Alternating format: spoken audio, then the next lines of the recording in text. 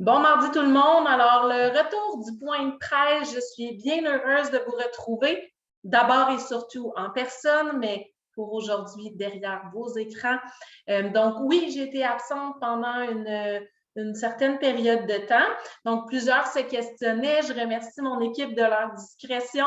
Mais je ne suis pas du tout gênée de dire que c'est parce que j'ai malheureusement dû faire face à la COVID. Donc, j'avais eu le très grand privilège de ne pas avoir eu la COVID depuis le tout début de la pandémie. Malheureusement, il semblerait que c'était mon tour. Certains ont des versions plus légères, d'autres bien pires que la mienne. Je n'ai pas eu la plus facile, mais je n'ai pas eu besoin de l'hôpital. Ceci étant dit, je suis restée à distance et silencieuse, mais je suis en pleine forme, de retour avec vous, complètement guérie. Désolée d'avoir été dans l'ombre pendant ces quelques jours, mais je suis en plein feu avec vous. Donc voilà, je voulais casser la glace en abordant le sujet de front. Ça m'amène sur un autre de mes sujets de la journée. En fait, parce que je peux parler de ma propre expérience, je vous demanderai, s'il vous plaît, je le sais que la résidence est en éclosion. Malheureusement, on a plusieurs cas de COVID positifs, quelques-uns en isolement aussi préventif. De grâce, respectez vos isolements. Je le sais que vous êtes tannés, puis là, vous êtes probablement déjà comme ça. Mais je veux vous expliquer pourquoi. Si on prend mon exemple, la façon dont, puis je ne veux pas entrer dans les détails, c'est pas important qui, puis on n'est pas là pour une chasse aux sorcières, mais je pense qu'il n'y a jamais rien comme notre expérience personnelle pour que ça puisse des fois parler. C'est plus facile que de parler pour les autres. En fait, dans mon cas, la façon dont j'ai contracté la COVID, c'est que c'est quelqu'un qui avait des symptômes qui a décidé de quand même venir me voir, d'accord, dans le cadre de mon travail. Et donc, je me suis protégée de mon mieux, j'ai gardé le masque, mais vous avez vu les affiches dans les ascenseurs. Il faut que les deux le portent adéquatement. Il faut aussi qu'il y ait une distance, mais il y a aussi un terme de temps.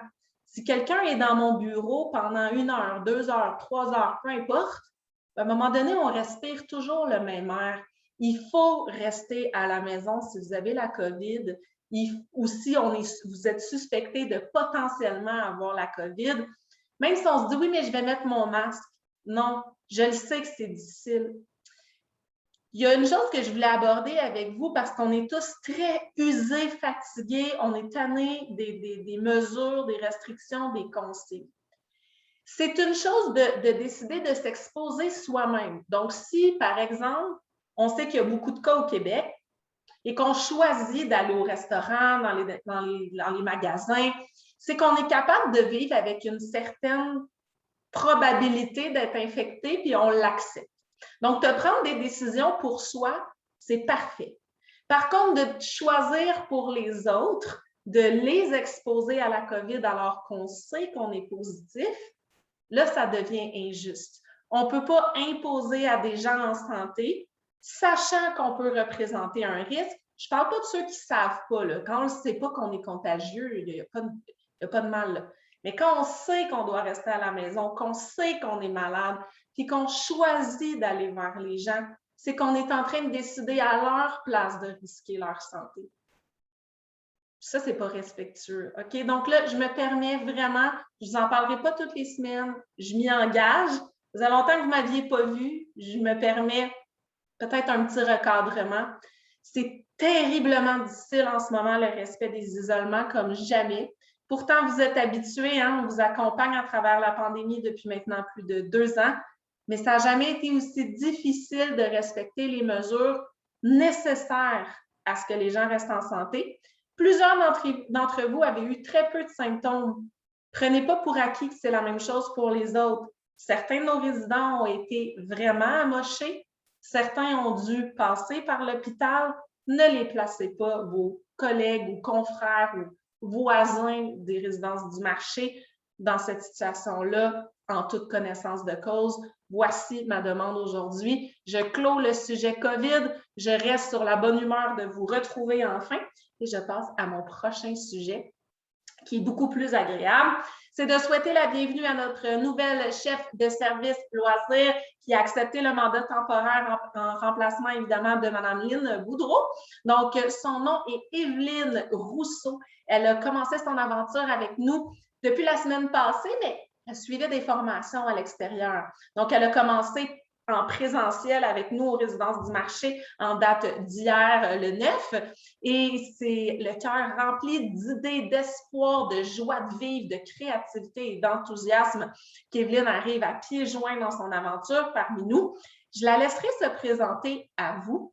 Vous recevrez, comme fidèle à nos habitudes quand on a un nouveau chef de service, vous recevrez une lettre à vos portes dans les prochaines heures, dans les prochains jours. Donc, elle pourra se présenter. Vous êtes curieux, passez la voir au bureau des loisirs, vous allez la croiser en résidence et bien évidemment, je la présenterai de façon très officielle au moment de l'apéro DG qui est prévu ce mois-ci. Donc, Evelyne est forte de son expérience dans les résidences pour aînés. Sachez qu'elle a passé plusieurs années déjà dans un mandat, exactement le même mandat, mais ailleurs. Donc, je la laisse vous en parler elle-même, mais elle sait absolument ce qui l'attend. Elle est infiniment amoureuse de son travail depuis toujours. Elle est là pour les bonnes raisons.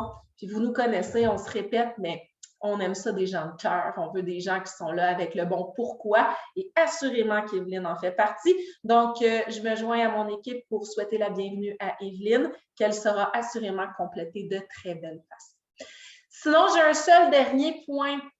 En fait, pour l'occasion de la fête des mères, le groupe Maurice a proposé un cadeau qui était bien pensé pour l'ensemble des résidences.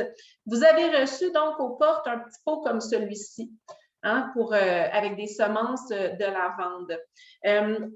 J'aimerais que vous puissiez me laisser savoir si vous avez eu des soucis. Certains d'entre vous ont eu des bris au niveau du pot. Évidemment, le groupe Maurice ne savait pas qu'il y aurait cette malchance-là. On voulait tellement juste vous faire plaisir puis pouvoir vous permettre de faire pousser de la lavande pour la belle saison. Si vous avez eu des soucis, je sais qu'il y a eu 2 choses qui m'ont été rapportées. Donc, un pot qui était brisé et d'autres qui avaient peu, voire pas du tout de semences de petites graines à l'intérieur du sachet blanc qui était prévu à cet effet au fond du pot.